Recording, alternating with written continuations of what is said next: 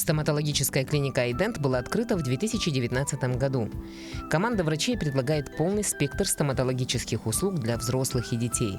Это лечение кариеса и его осложнений, удаление зубов постоянного и молочного прикуса, исправление аномалий прикуса в любом возрасте у взрослых и детей, а также зубосохраняющие операции, имплантация, протезирование, пародонтология. Особое внимание уделяется профилактике кариеса у детей и взрослых. Стоматологи клиники предлагают 4 варианта профессиональной гигиены в зависимости от клинической ситуации и возраста пациента, а также осуществляют обучение с подбором средств гигиены. В клинике работают высокопрофессиональные врачи со стажем работы более 10-15 лет. За каждым из них жизненные истории. Их профессиональная подготовка помогла тысячам людям сохранить зубы и красивую улыбку.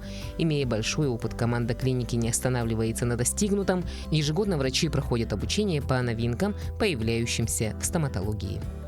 Белоснежная и красивая улыбка – это ваш уникальный аксессуар, а здоровые зубы – это залог здоровья всего организма в целом. Как говорил Мигель де Сервантес, каждый зуб в голове человека дороже алмаза. Именно поэтому сегодня мы решили посетить клинику современной стоматологии iDent и узнать все про новые современные методы лечения и профилактики заболеваний полости рта, которые есть на сегодняшний день в нашей столице.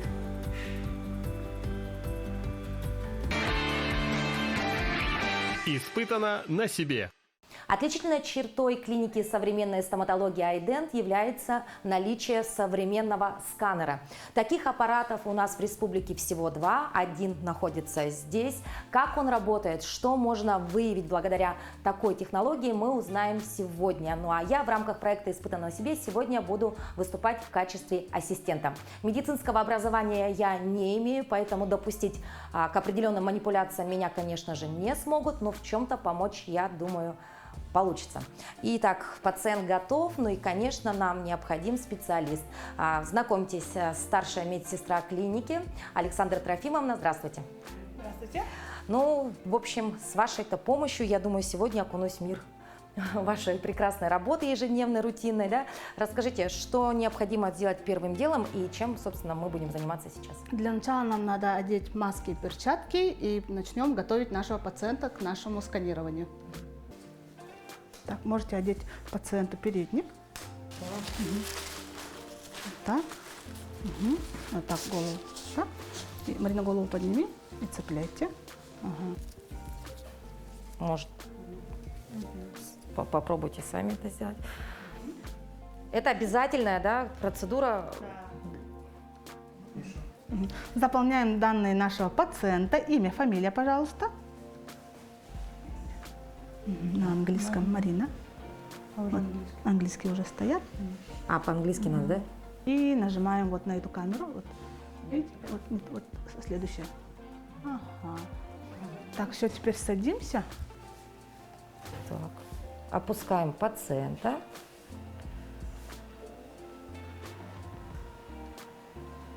Вот так вот покажу я вам. Откройте широко. Вот тут, где задние зубки. И вот так. Под языком, да? Хорошо. Понятно, да? Слушаем. Ага.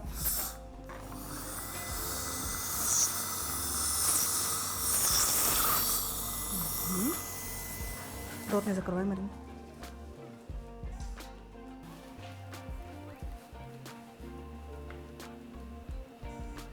Обратите внимание, как четко передается картинка, да, то есть это практически такая фотография, да, и вы прям все захватываете, и десна, и все зубки, и вырисовывается прям такая 3D-картинка. Процедура подходит для пациентов, у кого очень выраженный рвотный рефлекс, так как эта процедура очень комфортная и Безопасная, не вызывает никаких, по-моему, дискомфортных ощущений, судя по нашему пациенту. Получается, сейчас мы отсканировали нижнюю челюсть, теперь мы заполняем и смотрим, что мы пропустили. Он сам автоматически ищет, вот и он вывел, где мы упустили. Это как работа над ошибками. Сейчас нужно тут просушить и вот это отснять заново. Открываем штуку. Мгм. И вот тут под языком тут посмотрите. Сначала мы прошлись по зубам, теперь нужно нам сделать перекаты на клыках, на двойке и на клыке. Слушайте, пожалуйста. Мгм. Вот где клык и двойка там рядом.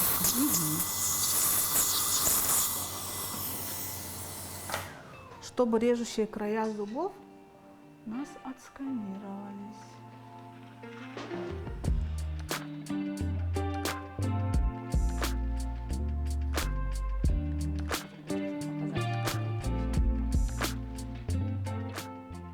Нижнюю и верхнюю челюсть отсняли, теперь снимаем прикус. Широко рот открываем. Теперь кусайте. Голову зафиксировали.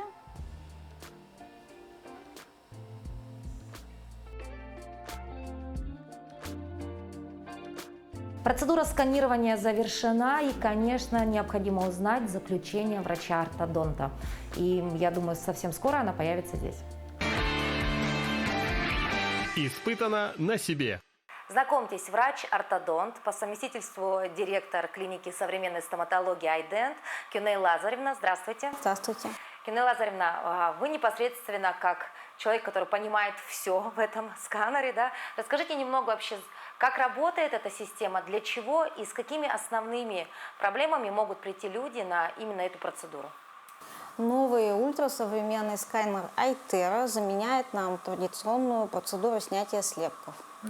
Визуализация состояния полости рта пациента происходит в течение очень короткого периода времени. Визуализация происходит сразу, и человек может увидеть все свои проблемы, если они есть, в одно единственное посещение. Раньше все осложнялось в 2 посещения у нас, да, человек должен был потратить, то есть мы снимали слепки, отливали гипсовые модели, и только потом он мог прийти и посмотреть на состояние своего прикуса. Сейчас же мы можем увидеть это сразу в один визит. Да, ну вот давайте сразу приступим к этому, да, вот пациент у нас была Марина, да, девушка пришла на процедуру, собственно, прям, это картинка 3D. То есть мы можем даже и открыть, да, челюсть, посмотреть, что там, да, и мы можем ее покрутить, посмотреть. Здесь отображены полностью состояние твердых тканей и слизистой полости рта. Можем увеличить, не без потери качества изображения. Здесь мы можем, у Марины мы можем увидеть, что у нее есть скученность в переднем отделе. Да, зубки неровные. Зубки неровные. Наверху мы можем увидеть, что здесь проблем чуть побольше. Опять же, неровные зубы в переднем участке. Есть кариес. Вот, если можете посмотреть, вы увидите кариес на одном клыке, и, к сожалению, начинается кариес на соседнем зубе. Есть разность размеров резцов. Также мы можем оценить окклюзиограмму, это очень важно, как распределяется жевательная нагрузка. А это необходимо знать, да, обязательно? Да, для здоровья зубочелюстной системы и височно-нижнечелюстного сустава очень важно, чтобы... Она должна быть равномерная? Да, она должна быть равномерная во всех участках. Каждый зуб несет свою функцию. Если хоть один зуб не выполняет какую-то свою функцию, которая предназначена природой, то она замещается другими зубами, и таким образом мы можем получить перегрузку. Давайте посмотрим, что же у нас у Марины. Вот, мы видим. Мы видим, здесь существует у нас цветовая индикация, то есть излишние плотные контакты у нас показываются красным цветом, да, называются гиперконтакты. Нормальные контакты у нас идут в цвете с оранжевым до желтым, и менее плотные, то есть увеличение, да, расстояния, чтобы зубы сомкнулись у нас, они идут согласно шкале цветовой. Так мы можем увидеть, что у нас Марина совсем не кусает передними зубами, и нагрузка распределяется только на боковые зубы, и часть зубов, этих 2, испытывают перегрузку. Да, то же самое. Можем посмотреть и очень хорошо видим. То есть аномалия прикуса у нас есть. Прям явно видно, да? Да, что ярко выраженная. да. Причем, то есть у нас есть расстояние между резцами верхней и нижней челюсти. То есть он То есть когда человек откусывает пищу, то он испытывает перегрузку, к сожалению. И поэтому ей необходима, конечно, помощь ортодонта. Одним из преимуществ сканера iTerra является наличие функции Time-Lapse, где мы можем отследить динамику перемещения зубов за какой-то период времени. То есть здесь мы можем отследить, как у нас поменяли наклон зубы, центральные резцы и исправили положение двойки. Можем повернуть их. Очень хорошо визуализирует. Также мы можем показать изменение состояния твердых тканей, если пациент не проходит ортодонтического лечения, в течение до 7 лет, грубо говоря. То есть если бывает патологическая стираемость или какие-то проблемы с неравномерной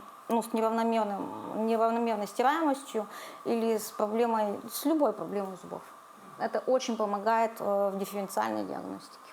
Вот такой уникальный сканер, да, очень интересная процедура. А как долго хранится этот материал, да, и возможно ли, допустим, человеку, если вдруг он будет перемещаться, допустим, по другим городам, да, или же, допустим, поедет вообще за границу, к примеру, использовать этот материал для дальнейшего лечения? Да, конечно. Получается, вся информация хранится в облаке в течение 7 лет, и мы можем следить динамику изменения в полости рта с помощью функции Time-Lapse. Действительно, очень удобная вещь, да, и особенно если это касается таких процедур, как установка брекетной системы, да, ведь это динамика происходит не так быстро, да, и необходимо следить за ней на протяжении долгого времени, да, и в этом случае этот сканер будет очень так визуально точно показывать, да, как смещаются ваши зубы. Да, и это очень мотивирует пациента выполнять все рекомендации врача. Ну, если говорить о Марине, вот какую рекомендацию, помимо того, что, конечно, нужно излечить кариес, а вот что касаемо прикуса и вот все-таки неровных зубов? Мы предложим ей ортодонтическое лечение в 2 вариантах. Традиционное на брекет-системе, это такие замки, которые приклеиваются к зубам. Либо мы можем предложить ей лечение более современное на данный момент, на котором лечится весь мир, это элайнеры. Брекет-система существует очень давно, люди о них широко наслышаны. Это такая стандартная система, индивидуализация ее определяется, естественно, врачом. То есть мы подбираем брекеты по техническим характеристикам в зависимости от ситуации, приклеиваем на специальный клей на зубы. Причем брекеты по стандарту всегда приклеиваются на оба зубных ряда. Очень редко бывает, что мы можем, если условия позволяют, поклеить их на одну челюсть. Но обычно мы клеим их на 2 зубных ряда с целью улучшения положения зубов, нормализации положения зубов. И после того, как они нормализуются, да, выравниваются, соответственно, мы проводим коррекцию в плоскостном соотношении, чтобы получить именно идеальный прикус. За счет стандартизации, в среднем время лечения у нас занимает 1,5–2 года. Ну, то есть, да, к этому нужно быть готовым, да. А что касаемо вот здесь мы видим, да, здесь металлический и керамический. Если говорить о керамике, на сегодняшний день существуют некие такие мифы, да, о том, что керамика – это не очень практичный материал, он периодически будет откалываться, окрашиваться, и, собственно, правда это или ложь? Керамические брекеты бывают монокристаллические и поликристаллические, поэтому при соблюдении всех правил диеты, которые рекомендует ортодонт во время лечения, то проблем не бывает. Не должно быть, да? Не должно. Это просто эстетика, да? Это эстетика, она подходит для людей с высокими запросами эстетики, очень удобно. Единственное, что на нижней челюсти, возможно, да, сколы происходят, это не очень удобно. Но поправимо. Поправимо. Поправимо, если у тебя есть хороший врач-ортодонт. Ну и вот те самые элайнеры. Необходимо отметить, дорогие телезрители, о том, что Кюней Лазаревна является у нас единственным сертифицированным специалистом по именно элайнерам этой фирмы, правильно? Или вообще по элайнерам в целом? Нет, я сертифицированный доктор лайнеров марки Spark, на данный момент, да, один. Они производятся компанией Ormca, той же компании, что производит и брекеты Дейман. Производственная линейка находится в Мексике. В Мексике. Вот так. Давайте покажем, что такое лайнером. Возможно, сейчас камера не сможет передать это все, да? Вот так кажется, что просто прозрачные зубы. На самом деле на них есть лайнеры. Что такое лайнеры? Это что? Пластик? Это... Система элайнеров – это система КАП. То есть вот так она выглядит на зубах. Очень незаметно. Аккуратно снимается. Человек может есть любую пищу, принимать любые напитки, к которым он привык. И затем мы одеваем их назад. И меняя их с определенным режимом, каждые 2 недели в частности, человек в течение года приходит к своей идеальной улыбке в среднем. За счет индивидуализации. То есть у нас лечение на элайнерах происходит в цифровом варианте до того, как пациент начнет лечиться. И туда интегрируются полностью все данные его сканирования, все данные его данные компьютерной томографии, и врач может перемещать зубы вот так вот, в режиме реального времени, так как это действительно будет перемещаться. И поэтому КАПы реализуют метод перемещения зубов современный. Очень интересно. Кажется, что вот она совершенно прозрачна, тоненькая до капа, а может сместить зубы, да? Да. Легко и просто может сместить. Но вы сказали, нужно менять их каждые 2 недели, да? Да, потому что каждая капа, каждый лайнер реализует движение примерно на 0,25 мм.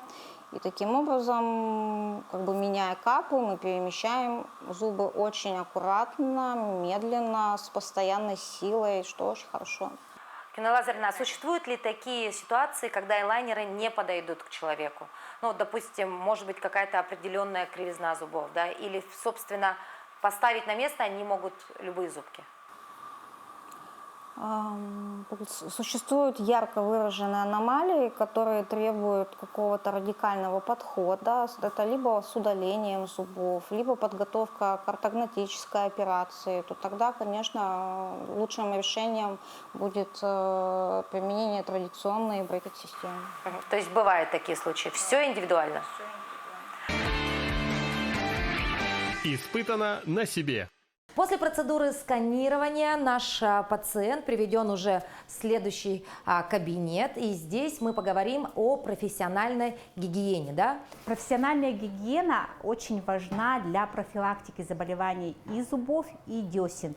Поэтому в целях именно предупреждения этих заболеваний рекомендуется эту процедуру проводить регулярно, в год несколько раз. Вот. И также, если есть у пациента различные проблемы, уже поставленный диагноз, то эта процедура, она носит уже лечебный характер. В нашей клинике есть такие расходники, которые мы подбираем под индивидуальное состояние пациента, под клинический случай. Как часто необходимо делать профессиональную чистку? В среднем рекомендуется делать 2 раза в год, но в некоторых случаях индивидуально, да, рекомендуется делать почаще, раз в квартал. С помощью ультразвука мы убираем твердые зубные отложения, которые плотно прилипают на поверхности зубов и тем самым затрудняют домашнюю чистку.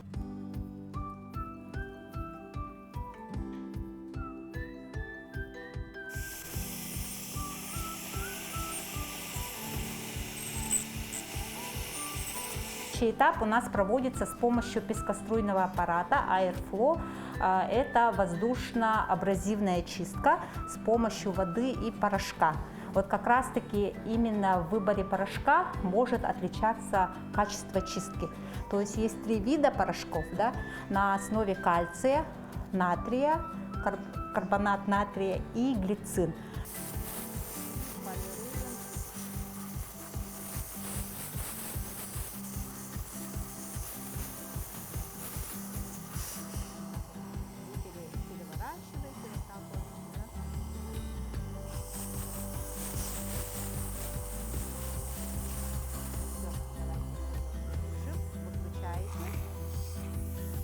Третий этап – это у нас вторирование, то есть мы уже чистые гладкие зубы укрепляем фтором. То есть фтор наносится с помощью капы, да, и держится определенное время в зависимости от того, какой результат мы хотим получить. То есть открываем, накладываем на Вот зубы. так, Да. Смотрите, это выглядит так. Одноразовая капа и в ней гель с активным содержанием ионов фтора. Смыкай. Такая, Ага. как маска, да, практически? Да, да. Маска для лица есть, а есть вот такая масочка для наших зубиков. Да, все. И Сколько она должна просидеть? Так? до 4 минут. Это в профилактических целях. Если мы видим уже кариозные пятна на зубах, имеем чувствительность, то можем продлить экспозицию до 10 минут. Это все индивидуально. Индивидуально. Испытано на себе. Ни для кого не секрет, что здоровье полости вашего рта и здоровье ваших зубов зависит, конечно же, от вас самих. И здесь огромную роль играет домашний уход. Это и выбор зубной щетки, и правильная чистка, ну а самое главное – профилактика различных заболеваний. И сегодня мы решили посетить специалиста, который готов рассказать нам более подробно о том, как же правильно все-таки нужно чистить зубы в домашних условиях. Знакомьтесь, это Елена Сергеевна. Здравствуйте. Елена Сергеевна, но мы видим, что, в принципе, сейчас разговор пойдет, конечно же, в первую очередь о выборе зубных щеток. Вот многие родители, наверное, думают, что существует щетка для ребенка в маленьком возрасте, потом в школьный период и, соответственно, щетка, когда он уже взрослый. Правильно ли это? Ну, по идее, да. В первый год жизни рекомендуют чистить зубы без зубной пасты. Просто есть силиконовые щеточки, как напальчник. Тут у нас этого нет, да? С помощью которых мама уже прочищает и проводит по деснам, как и массаж десен, да, то есть помогает безболезненному прорезыванию зубов и также очищает поверхность зубов от мягкого налета. Да? Вот, то есть с самого раннего возраста мы приучаем ребенка именно психологически тому, что какие-то манипуляции во рту все-таки должны быть это в норме. А далее? А далее, когда уже, получается, к 1,5-2 годам у ребенка практически должен быть полный комплект молочных зубов. И в этот период мы уже подбираем ребенку зубную щетку, которая будет оптимально соответствовать и размерам зубов, да, и удобная в захвате, чтобы ребенок научился правильно чистить. Вот. При выборе зубной щетки для детей все равно мы должны обращать внимание на эргономичность, то есть она должна быть максимально удобная, то есть к удобству относится достаточно широкая ручка для удобного захвата, она должна быть всегда прорезиненная, да, чтобы не соскальзывала, и достаточно компактная рабочая поверхность, да, то есть головка, то есть чтобы была не громоздкой. Вот. Плюс мягкость щетины. Вообще сейчас у стоматологов, да, совершенно кардинально поменялся подход к домашнему уходу, тем самым мы уже меняем свои рекомендации, которые были актуальны там 10-15 лет назад. Сейчас практически всем мы рекомендуем переходить на зубные щетки с мягкой щетиной. То есть нет уже средней жесткости? Да, и жесткие, да, потому что доказано, что при оптимальном количестве и плотности именно щетин, да, все равно достигается хорошая очищающая способность. Потому что вообще в самой технике чистки, да, раньше было очень много методов чистки, именно просто почистить зубы было 9 методик, да, авторские какие-то модификации. Сейчас это более такая вот скомпонованная техника от всех этих модификаций и больше идет уже на саму технику, то есть на силу давления, на продолжительность, да, и все равно уже, конечно, однозначно доказано, что бывает, что использование только щетки одной недостаточно. Елена Сергеевна, а вот вопрос, посмотрите, вот здесь есть щетка вот таким странным, да, наконечником, здесь такой. Неужели у человека должно быть столько разных щеток? Да, вообще получается, если посмотреть, да, есть обычная классическая зубная щетка и есть монопучковая, да. Вот сейчас вот этой вот монопучковой щеткой мы рекомендуем использовать, применять практически всех пациентов. Да вы что? Потому что Монопучковая щетка. да, потому что основная концентрация мягкого налета у нас в предесневой, в пришеечной области. И если мы используем обычную щетку, то мы можем не дочищать этот налет. Да? Поэтому используется такая вот монопучковая щетка, которая именно должна прочищать пришеечный, предесневой участок зуба. Вот. Каждый вот так вот зубик Да, нужно прочищать? Да. Так это же уйдет тогда целый час на чистку зубов. Ну, не менее 15 минут. А вот эта щетка? А эта щетка предназначена для пациентов, у которых есть какие-то искусственные зубы, какие-то конструкции. Искусственная коронка на импланте. То есть очень много заблуждений у пациентов есть именно с тем, что искусственные зубы не способны к боли, поэтому можно и не ухаживать. Наоборот, с искусственными зубами мы должны быть более бдительными, да, и уход должен быть соответствующий. Это щетка с продольным распилом, то есть получается у нас щетинки не на одном уровне. Да, мы видим здесь пониже желтенький ряд. Да, желтенький ряд, он покороче. Это для ортодонтическая, у пациентов, у которых имеются брекеты. Потому что это достаточно тоже сложная конструкция, требует хорошего ухода. Также я хочу обратить внимание на цифровое значение, вот эту вот маркировку. Да? Это соответствует количеству щетинок. То есть чем больше у нас щетинок, считается, тем мягче щетка. То есть Velvet в фирме Curaprox это максимально мягкая щетка. 12 460 щетинок. Да. Вот. Основная у нас идет 5460, это ультрасофт, и есть еще суперсофт, когда она менее мягкая, да? Вот. Это уже жесткая, 1560. Средней жесткости, да. Вот. Почему так делим? В зависимости от клинической ситуации.